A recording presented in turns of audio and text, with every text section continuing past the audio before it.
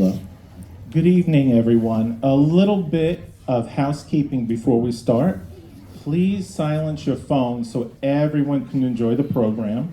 There are men's and women's restrooms on this floor, and we have additional women's restrooms on the 3rd and 5th floors, and men's restrooms on the 2nd and the 4th floors. Enjoy the show.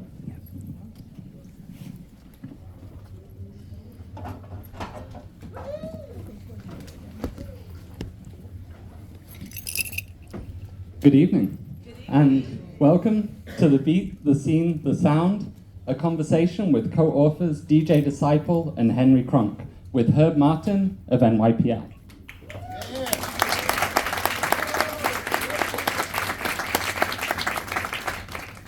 We are delighted to have you join us tonight at the Stavros Niarchos Foundation Library, the largest circulating branch of NYPL. My name is Tim Smith, and I'm a librarian here at SNFL and your host for this evening. Before I introduce tonight's speakers, I would like to thank the Stavros Niarchos Foundation for making programs like this evening's possible. I would also like to remind you, if you don't already have a library card, it's easy to get one by visiting any information desk in the library or by speaking with one of my colleagues outside of this room after the program. I would also like to encourage you to visit the New York Public Library's website and take a look at other upcoming 7 Stories Up programs. We would love to have you join us in this space again. Finally, as many of you might have heard, the upcoming New York City budget includes a proposed $36.2 million cut for the city's libraries. These cuts will force us to curtail hours and even number the days we are open. That means fewer programs and services our communities rely on, such as early literacy programs like Storytime, after-school programs to help combat pandemic-related learning loss, teen centers, English as a second language classes, as well as art and music programs, including those geared towards the homebound and the elderly. Libraries make New York City stronger, and at a time when public libraries across the country are under threat, we need to make sure that we are investing in them here in New York. That's why we ask you to stand by your library and send a note tonight by scanning the QR code or signing a letter at the registration table after this program. And now it is my pleasure to introduce tonight's guests. DJ Disciple is a Brooklyn-based artist, DJ, radio host, producer, and community advocate, and has toured the world over his 40-year career, playing venues such as Studio 54 in New York, the Ministry of Sound in London, and Cream in Ibiza. His Grammy-nominated track, Caught Up, reached #1 on the US Billboard Hot Dance Club Play Chart in 2002, and was later featured in the Showtime series Queer as Folk. He also won an ARIA Music Award for his remix of Stephen Orkin's The Bass Has Got Me Movin'. Henry Kronk is a freelance journalist who has covered a range of subjects over the course of his career. His non-fiction work has appeared in Exclaim, The Burlington Press, International DJ, Vallum, Contemporary Poetry, and more. In 2018, he produced the investigative radio program and podcast Code Burst. He lives in Burlington, Vermont. Tonight's guests are joined by Herb Martin of Love Underground and NYPL, who I'd also like to thank for starting off this evening's program with a fantastic DJ set.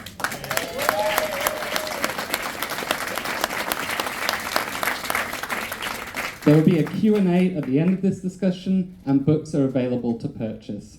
So without further ado, it is my pleasure to welcome tonight's guests.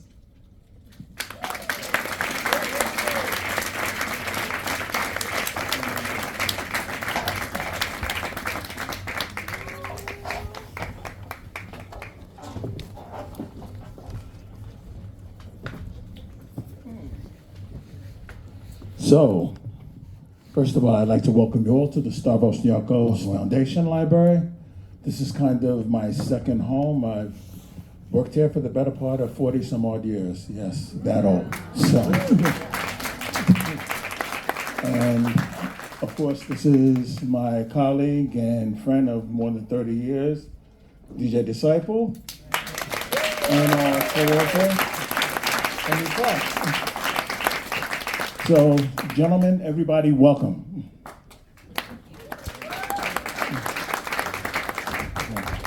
How are you guys doing? Okay, I don't know that I quite believe that. How you doing? All right, okay, we're getting there. We're getting there. So, Disciple Henry, welcome. How are you guys doing? Thank you so much for having us. Of We course. really truly appreciate you, Herb. Thank you so much. Yeah, Herb, you're the man. New York Public Library, thanks so much for hosting us. I also believe libraries make cities better, so yeah, thank you so much. Fill out a letter, please. Okay, so, Disciple, I remember, God, we were still across the street in renovation, and you came to me, it's around 2018 or so, and said, Herb, I'm writing a book. And now, it's come to fruition, the beats, the theme, the sound. It's on sale outside. You can also check it out at the Stavros Niarchos Library. These are our first 2 copies at NYPL. They will be downstairs. So, well, if you like to borrow it, if you have a library card, you can borrow it here. So, that said, why don't you first tell us a little about yourself. Well, I come from a family of 5. I'm from the Farragut houses in Brooklyn, New York. Uh-oh. And my father, William Banks, worked for Underwriter Salvage Company. He helped many people when fires was raging and things were out of order in the city. He helped fix the city's damage by doing accounting in those various locations. And he raised, with my mother, Julia Banks, 5 boys: Sherman Banks, Stanley Banks, Larry Banks, Leighton, and myself, David Banks. The Banks family was raised on music. And when I was born, my brother Stanley remembered that I was in front of a turntable at 1, 2 years old, twiddling my neck to the music.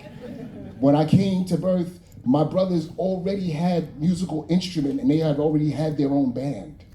But as I came of age, Sherman had led the way in making sure that construction workers had fair practices in New York City, that they were able to get jobs and not be discriminated against. My brother Stanley Banks kind of led the way in his musical journey, working with a number of amazing artists. Most notably is George Benson, who has won 10 Grammys. He's here tonight, my brother Stanley Banks. My brother Larry Banks is also here tonight, and he is one of the reasons why, my footsteps have become the way they are. My brother Stanley believed in diversity is the spice of life. And my brother Larry really lived with a code of diversity. And Leighton is the one that introduced both of us to gospel music via the Voices of Eternity. And our community, which was in Farragut, had leaders like Jim Smith and Grandmaster Flowers, one of the first DJs to mix on turntables. That's just some. That's going back. Not That's Flash, going back. Grandmaster Flowers. Right, so we have Grandmaster Flowers that lived in our building. Across the street was Strafe, the man that made Set It Off, as well is Kenny Carpenter. Kenny Carpenter, who also played at Studio 54 and Bonds International. So we have a lot of people like Rusty Taylor, worked with Shannon, that did Let the Music Play. So these was my family, my community that I was involved in. Okay, thank you. We're going to get deeper into that, but thanks. So Henry, tell us a little about yourself. Excuse me. Tell me a little bit about yourself, or tell us a little bit about yourself, and how you came to be involved with this gentleman in this project. Yeah, absolutely. I grew up with sisters, so that's one thing that makes me different from Disciple right here. I won't get into, I grew up in a small town in Vermont. Never in a million years dreamed that I would one day write a book about house music.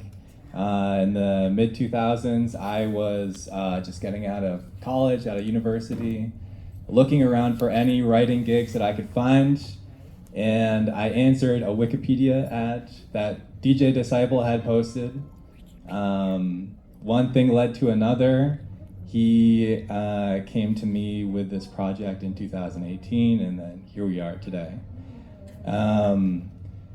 You know, my generation kind of came of age in the 2000s during the EDM phase. So some of the early concerts I went to were acts like Calvin Harris, Bass Nectar, Diplo, Skrillex, people who are maybe, I don't know, we have ideas about them today, but one of the first, I'll say, in my connection to house music, one of the first songs I ever remember hearing on the radio was Gypsy Woman by Crystal Waters. Oh. And so until I started really going down the rabbit hole with my friend Disciple here, I had no idea that those were essentially part of the same musical tradition. And that's a really, I think, incredible story. And we tell just a portion of it in the book. Thank you, sir. Yeah, that's all part of the continuum. Yep. Okay, so, Disciple, and I know you and I have discussed this before. So many of our colleagues, when we started off, we kind of started off in the early days, especially around our age, of hip-hop prior to it being hip-hop, and it was more b-boy breakbeats, and some of us, not all of us, we kind of gravitated towards dance music, which we end up becoming house music, or club music, which ended up becoming house music. But that was kind of our journey into this whole DJ thing. You told me that you got into music and kind of into DJing through the church. Tell me a little bit more about that. Tell us more about that. So basically, my brother Larry Banks, it's all his fault. It's that guy's fault right there, Larry Banks. Because Larry Banks brought in records by Walter Hawkins and the Hawkins family. And I fell in love with their drummer, Joel Smith. So I was looking for places where I can find this drummer that was so bad and had the chops. Until one day I said, I went to the church, and Reverend Keeler, the Church of the Open Doors, where after I was hearing these songs, is the Church of the Open Door in the house? Okay, the Church of the Open Doors in the house. So I started really listening to the music, and I got touched by Reverend Keeler's preaching. And I said, wait a minute, I'm accepting the Lord in my life, but I also understood that there was no drummer in the church. I think I could fill that void. And so I wound up joining the Walter Johnson Choir. And when I joined, I sang tenor with me, John Owens, who was a vocalist from Fort Greene that does house music today.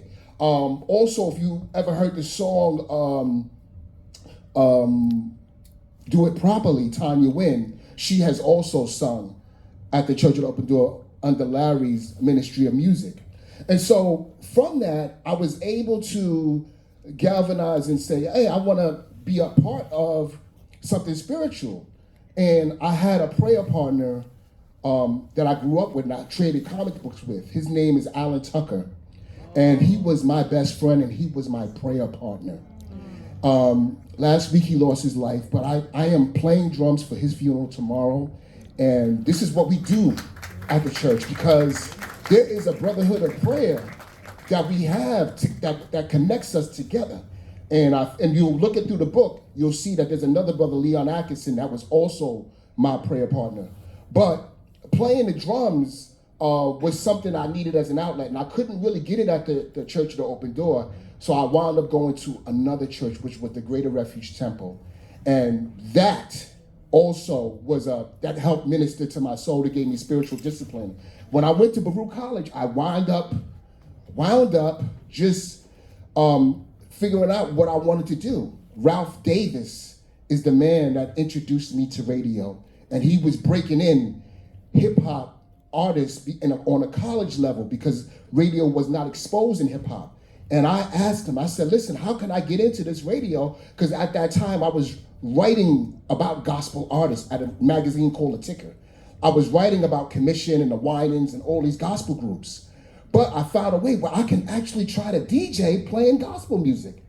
And the person that I mentioned before, his name was Grandmaster Flowers, people learned under him. One was a person named Big Bob, and the other one was a person named DJ Debonair.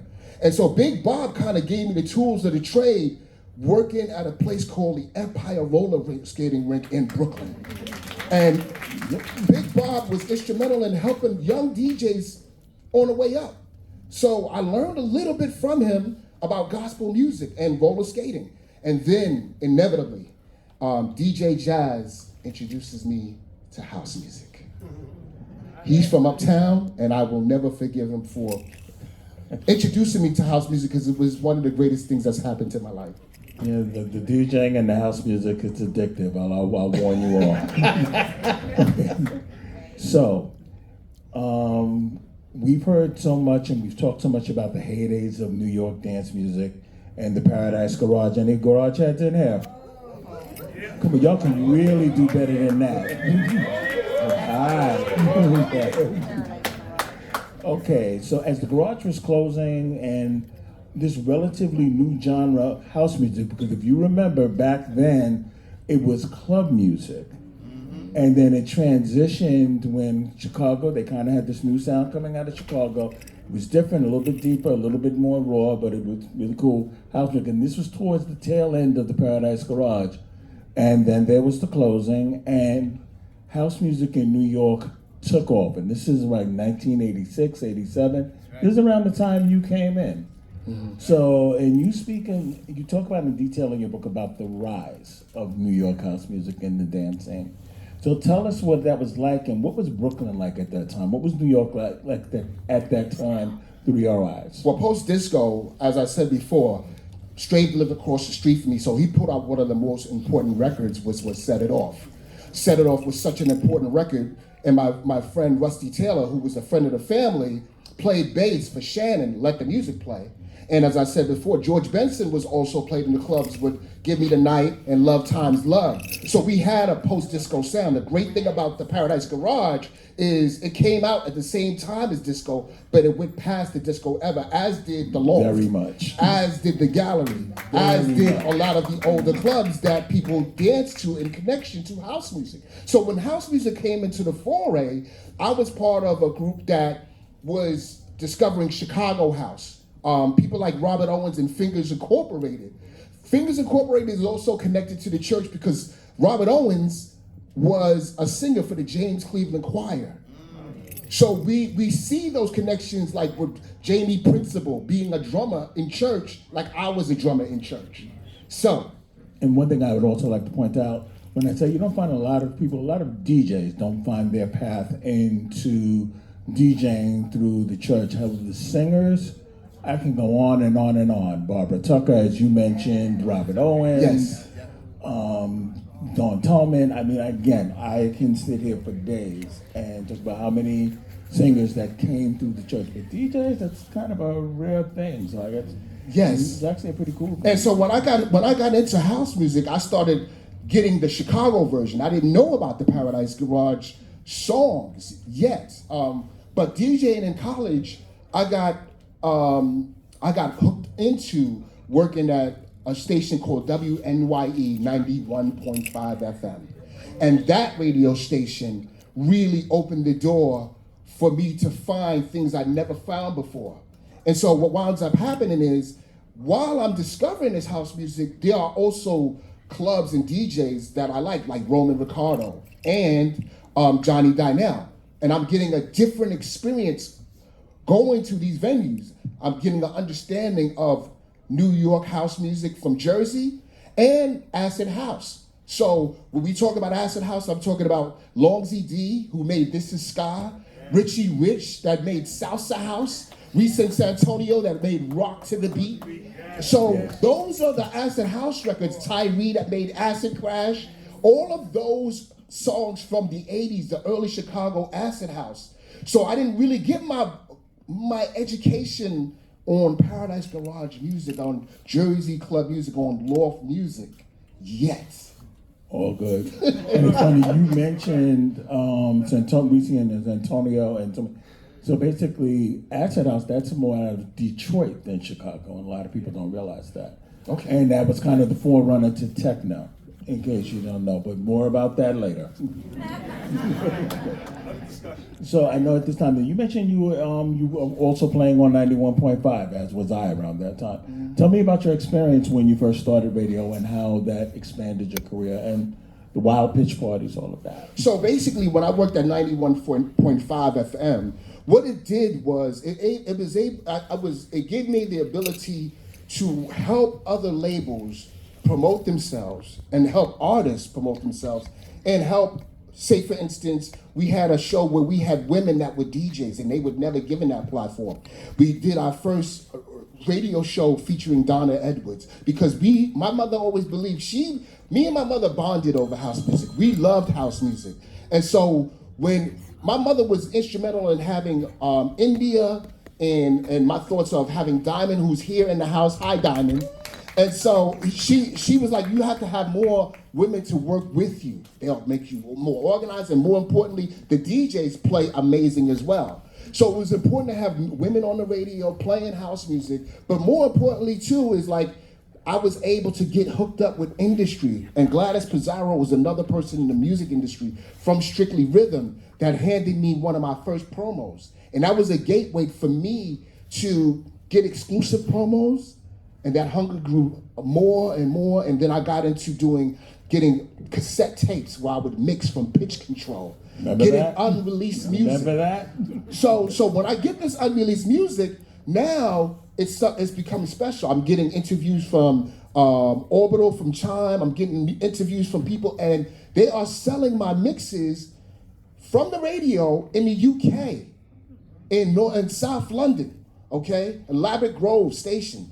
So people are being aware of the radio show over there. Derek Carter is a DJ from Chicago, amazing DJ, and he works at Imports at this time. And he's telling people, oh, we need to get copies of the VJ Disciple Show. So it's kind of going stateside as well as international. Yeah, it's funny, you mentioned something regarding female DJs, and I remember this so clearly in the 70s when I started, in the 80s, and even the 90s. You really did not see that many female DJs, which is interesting because now, anytime there's a commercial, anytime you walk into a club, you see more female DJs than male DJs, which I think is a really cool thing. You know, because they were out there, but they really didn't get a lot of shine, and I suppose that was because of us men. But as you can see, that has shifted. Okay. Now, let's talk about, we're going to move beyond to the early to mid-90s. Now, in your book, you characterize this as the fall of house music. This same period, and it's not all at the same time, but you started to see the inception of the subgenres of house. You mentioned acid. There was UK garage, tribal, speed garage, bliss, techno, rave, eventually EDM, and so on and so forth. Now, these subgenres, they became very popular throughout Europe, and not so much here. And while we had a scene that was ongoing, tell us what that was like for you. And then that was around the time you started traveling as well. So why don't we talk a little bit about that? So me and her come from the generation of good music and bad music. Many people don't like to label their music. It's either good music or bad music. But because of branding and because of appetites that dance floors have, when you walk into a room, everybody says, and from the beginning, it was always said that house music is a language spoken and understood by all, taking from a Christian text. But when we really look at house music, not everybody understands house music. And so it's a spiritual thing, it's a soul thing, it's a body thing, right? So what does that mean? That everybody that listens to house, they might not have the appetite for it. And so my appetite, playing at a venue and diversifying to that crowd and understand the language, the musical language of that crowd has helped propelled me where I had booking agent, manager, publicist, all the things that you need in a business model to succeed. But knowing the language musically is really what me and Henry touch upon in this book. Knowing how to have a collaborative spirit, meaning that whatever you prepare for and you take advantage of the opportunity that you have, you will have success. So this book lays out how that happened. It shows that what you can do when you collaborate with the right frame of mind, regardless of whatever else's background. You don't judge anybody, but you approach things with love. And I don't frown down on other scenes and other musical styles, but I challenge myself and I say, can I get better in this area? Can I do better in this area? What can I contribute? And I found that there was more time than not, more success. Uh-huh. And I remember you started traveling in the Yes. 90s, and I believe your first overseas. Well, when did you start traveling nationally? So I started doing my first gig was doing. I was working a lot with Phi Beta Sigma, and Phi Beta Sigma and the Hunter parties, and doing the Syracuse Greek Fests and the Jones Beach Fest, and working with the college circuit, helped land me into the Howard Homecoming for one summer, and then that landed me in Atlanta with Brother Samir, who was bringing house music to Atlanta, Georgia. From Atlanta, Georgia, I hook up with Roger Sanchez. He hooks me up with working in the rave scene via the West Coast scene in San Francisco. From San Francisco, because people have heard of my tapes, we go and JP kind of discovers me through the underground network parties thrown by Don Welch and Barbara Tucker. These parties was essential because it introduced me to studio people like Smack Productions. It introduced me to Bobby Davis from Shore Record Pool, who we were both pool members for. Yes. And then with JP, he helped propel my work ethic because JP Furman in the UK, he was already representing artists like DJ Camacho. And DJ Camacho is who I learned from in the Wild Pitch and in the Choice. And I got an understanding of garage, loft, Jersey, Zanzibar, 280 music. DJs like that, I would sit down, listen, and learn. And being a disciple, DJ disciple, the name I made for a reason to say that only what you do for Christ shall last, and give yourself a discipline to be humble in the craft that you work on. And so by traveling with that humble spirit, I was able to get gigs just because of my work ethic and the attitude, something I learned from my brothers and my family. These things kind of carry on one thing from another. And so I went from playing a few gigs, Feel Real, Garage City, Ministry of Sound, to doing 50 dates in the UK, just in the UK alone. 50 dates a year for 10 years, just in the UK. It's amazing. And when I was going, you were living like several months in the UK and then back here in Brooklyn. And I know one of the things, and we've talked about this at length, whether you want to call it the decline or the fall of New York house music, there wasn't a whole heck of a lot going on here. There were some very relevant parties that happened, and I remember this time so clearly. This is with the inception of The Shelter and The Shelter We Visited, Body and Soul, Behind Club Doors. Oh, God. So many relevant parties, and it's kind of like without those parties, that's kind of what bridged the gap from the heydays into what we have now. But what was it like for you overseas? And from what we discussed, while it was kind of a decline here and it gave way to hip hop, which became very popular here, it was really flourishing overseas. Well, what wound up happening is in the early 90s, as I was working on radio on 91.5, I noticed that major labels were dropping artists. And black radio really stopped playing house music.